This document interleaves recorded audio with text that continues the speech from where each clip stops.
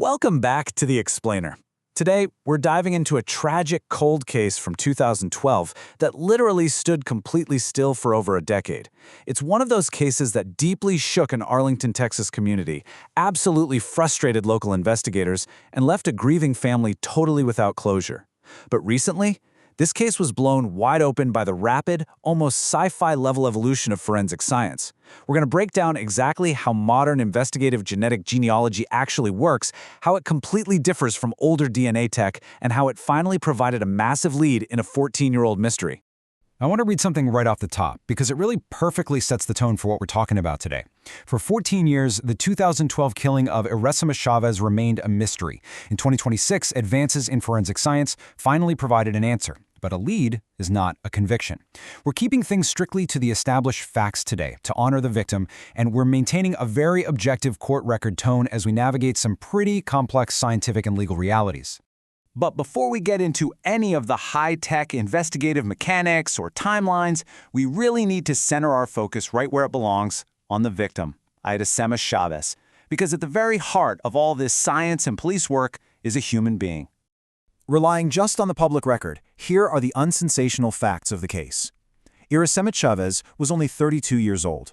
On January 20, 2012, her family members grew really concerned and went to check on her at the Aspenwood Apartments on South Collins Street. Tragically, that is where she was found, having been stabbed numerous times. Now, one detail stood out immediately to the first responding officers at the scene. There were absolutely no signs of forced entry. In the investigative world, a lack of forced entry is a massive initial data point.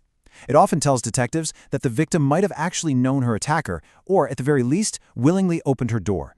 But despite that one initial clue, the investigation basically hit a brick wall. Detectives scoured the apartment, and they actually did recover biological evidence that let them develop a DNA profile of the unknown contributor. Which sounds great, right? But having a DNA profile is only half the battle. You have to have something or someone to match it against. They did the interviews, they looked for witnesses, but the info they got was just incredibly limited. The trail, unfortunately, went completely cold.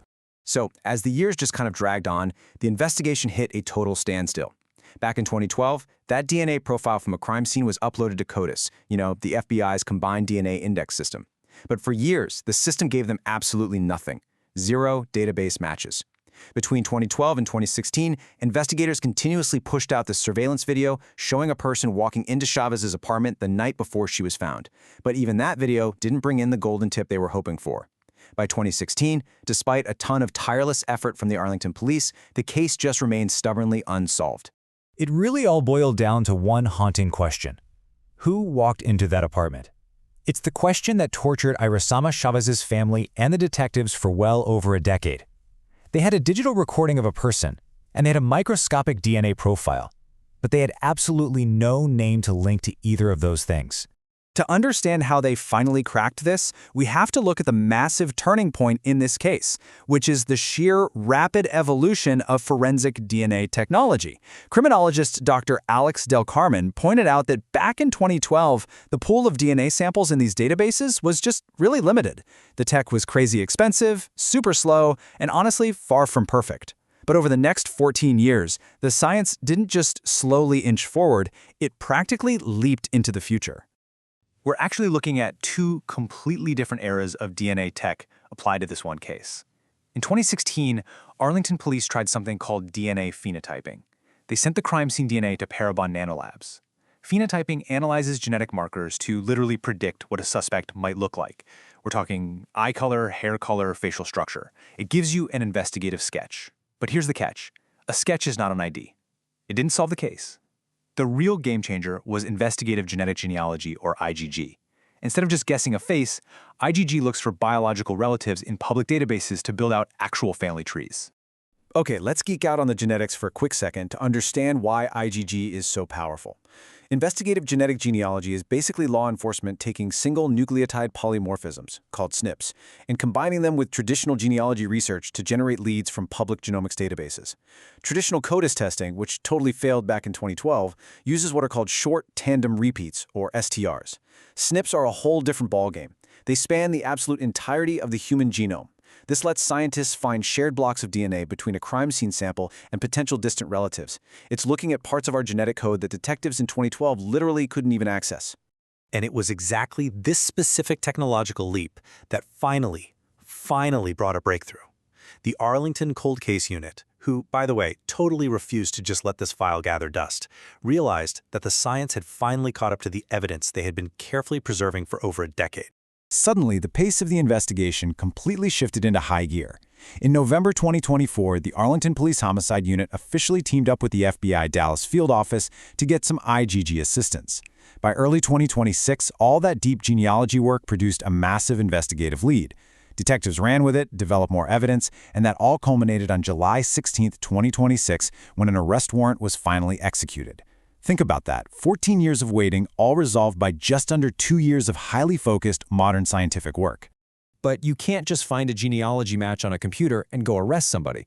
The Department of Justice has a very strict multi-step process for this. First, a lab creates that specialized SNP profile. Second, they search public open data genetic databases for relatives. Third, genealogists map out the family trees to find a specific candidate. And step 4 is absolutely crucial. A direct STR-DNA match has to be made. Traditional police work has to step back in, grab a physical reference sample from the suspect, and confirm it directly against that original 2012 crime scene evidence. And that perfectly brings our explainer right out of the scientific past and into the very real legal present. The science did its job, right? It pointed a finger. But now, the justice system takes the wheel. This brings us to a really critical mandate from the DOJ's interim policy on forensic genetic genealogy. It explicitly says, a suspect shall not be arrested based solely on a genetic association generated by a GG service. Under this policy, a genetic association just points investigators in a specific direction. It hands them a name. But it is absolutely not proof beyond a reasonable doubt on its own.